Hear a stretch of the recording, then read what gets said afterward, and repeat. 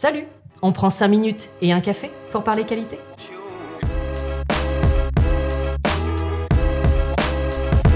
Je suis la charte, je suis la charte, je suis la charte, je suis la charte. Ouais, restez après le générique si vous voulez la chanson complète. La charte des droits et libertés. Parlons-en! Enfin, pendant 5 minutes, pas plus. D'où vient cette charte? Eh bien de la loi 2002-2, bien évidemment, et de l'article L311-4 du Code de l'action sociale et des familles. Et c'est l'article L311-3 qui liste les droits et libertés individuels qui doivent être garantis à toute personne accompagnée. On y retrouve les notions de dignité, intégrité, vie privée, intimité et sécurité, mais aussi la liberté de choix des prestations. Un accompagnement individualisé favorisant le développement, l'autonomie et l'insertion, la recherche systématique du consentement éclairé de la personne, la confidentialité et l'accès des informations relatives à la prise en charge, une information sur les droits fondamentaux et les voies de recours à disposition. Et enfin, la participation à la conception et à la mise en œuvre du projet d'accompagnement. Ces points se retrouvent peu ou prou dans la Charte des droits et libertés qui a été publiée par le ministère en septembre 2003. Je vous affiche rapidement les 12 articles qui la composent, vous pouvez faire pause. Bon, et alors ? Eh bien, pour être en règle, il me suffit d'annexer la charte au livret d'accueil. J'ai d'ailleurs un super pack de documents, pas loin de 70 pages, recto verso, en comptant les annexes, que je mets dans les mains de la personne, de sa famille ou de son mandataire. Et voilà, j'applique la loi.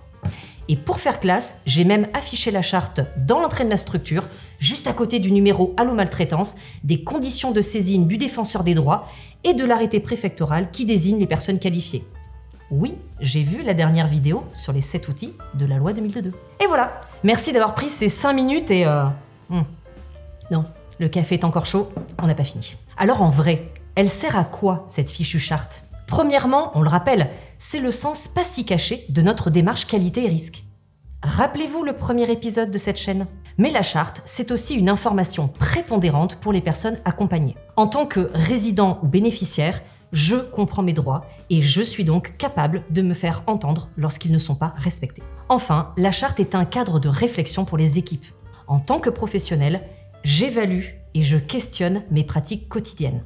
Respecte-t-elle les droits et libertés des personnes que j'accompagne ? Du coup, comment utiliser cette charte ? Pour les personnes, il s'agit d'en faire une communication adaptée.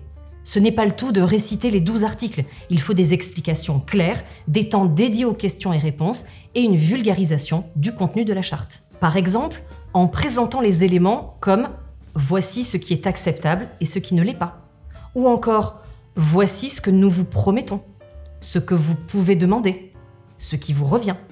Inspiration vue sur le terrain, des groupes de parole où les résidents ont été invités à exprimer leur vision des articles de la charte. Les éléments recueillis ont servi à la rédaction d'un livret d'informations pour une structure et ont fait l'œuvre d'une grande campagne d'affichage pour une autre.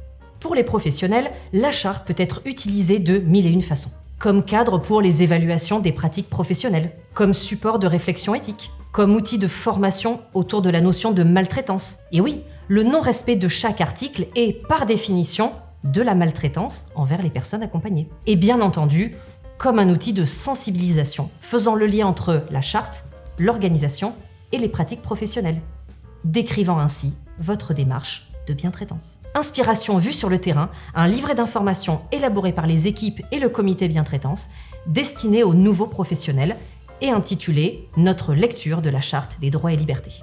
Enfin, pour l'équipe de direction et d'encadrement, la charte est un excellent outil à utiliser dans le cadre d'un nouveau projet. Par exemple, vous souhaitez ouvrir un bar dans votre établissement. Le dispositif que vous êtes en train de construire, l'organisation et le service que vous souhaitez déployer, sont-ils bien conformes aux droits et libertés des personnes ?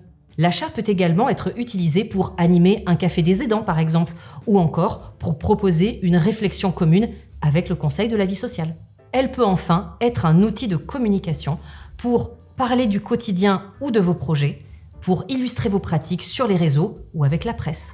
Pour clôturer ces 5 minutes, je vous propose un petit exercice de style. Pour ceux et celles qui me suivent sur LinkedIn, vous savez que chaque mois, je vous invite à décortiquer un article de la Charte des droits et libertés. 12 articles, 12 mois, vous voyez le délire. Eh bien, en ce mois d'octobre, je vous propose de vous pencher sur l'article 10 de la Charte, le droit à l'exercice des droits civiques attribués à la personne accueillie. Comment expliqueriez-vous à un nouveau résident ou bénéficiaire ce droit fondamental qui lui revient? Comment l'expliqueriez-vous à un nouveau salarié? Quelle pratique ou dispositif valoriseriez-vous comme réponse de votre structure à ce droit?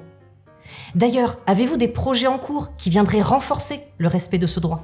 Quelle maltraitance individuelle et institutionnelle se cache derrière le non-respect de ce droit? Et enfin, le respect de ce droit vous pose-t-il des difficultés ou des réflexions éthiques? Prenez 5 minutes de plus et un grand papier pour écrire votre qualité.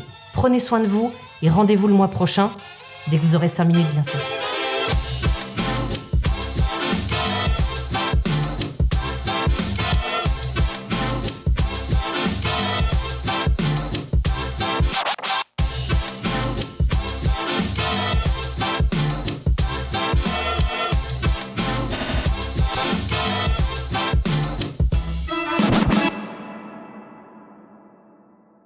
Si tu veux pas que ce soit la foire, je te guiderai, tu peux me croire, je suis la charte. Je suis la charte, je suis la charte, si tu veux être bien traitant, écoute-moi tout simplement, je suis la charte. Je suis la charte, je suis la charte, je suis la charte, je suis la charte, je suis la charte, je suis la charte, je suis la charte, je suis la charte, je suis la charte. Mon Dieu, qu'est-ce que j'ai fait?